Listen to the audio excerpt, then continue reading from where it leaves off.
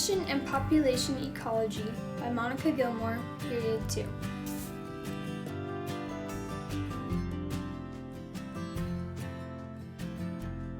Carrying capacity. So what is carrying capacity? Carrying capacity is the amount of organisms an ecosystem is able to support. So in this graph, the y-axis is the number of organisms and the x-axis is the time.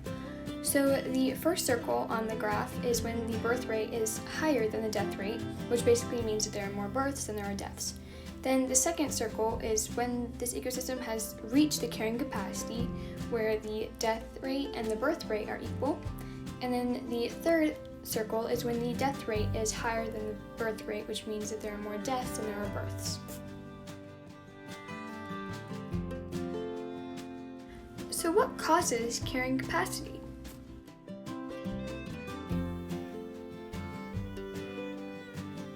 Limiting factors do. A limiting factor is anything that limits the size of a population. There are two types of limiting factors, biotic and abiotic. Biotic is living things, while abiotic is non-living things. Some biotic limiting factors are fungi, animals, plants, bacteria, and availability of mates. Some abiotic limiting factors are water, temperature, pollution, wind, and sunlight.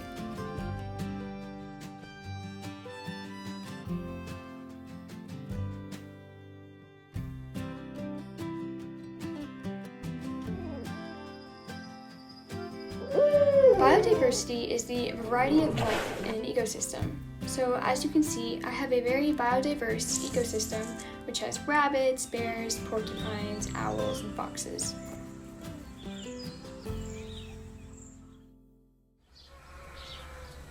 Low biodiversity is when there isn't a lot of variety of life in an ecosystem. So in my ecosystem, I only have foxes, which is really bad because if a virus comes that only attacks foxes, the whole ecosystem will crumble because all of the animals will be wiped out. High biodiversity is when there's lots of varieties of life in an ecosystem. So in this ecosystem, I have raccoons, bears, foxes, porcupines, everything you can imagine. And this is really good because say a virus only attacks raccoons, the whole ecosystem can still function and work without one species because they have many more. Primary succession is when plants and animals first colonize a barren, lifeless habitat. So it starts with the rocks, and then lichen and moss grow and develop soil, which then helps lead to grass growing, flowers, and all the plants. And then animals come, and a whole ecosystem starts developing. Once all the plants grow and all the animals have come, then you have reached a climax community.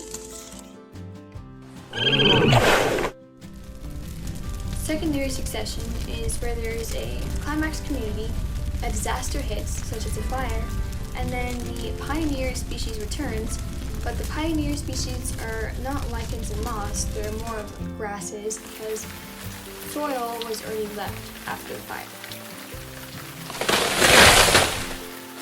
After the pioneer species returns, then the plants start growing back and the animals start coming back and the climax community has been rebuilt.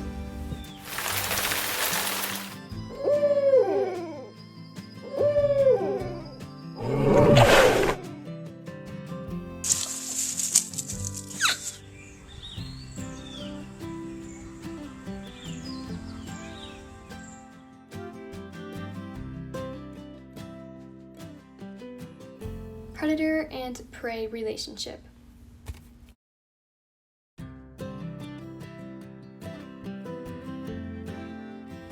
So the y-axis of the graph shows the number of organisms and the x-axis shows the time.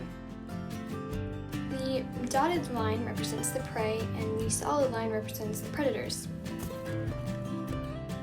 So the graph shows that the predator population starts off low while the prey population starts off high.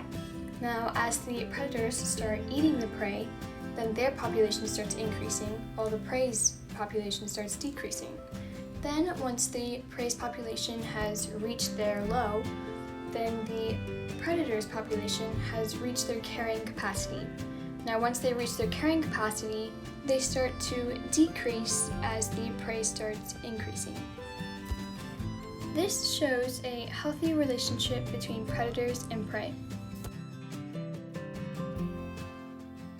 This just gives a little visual from what we were talking about before of the prey population growing decreasing and the predator population growing decreasing.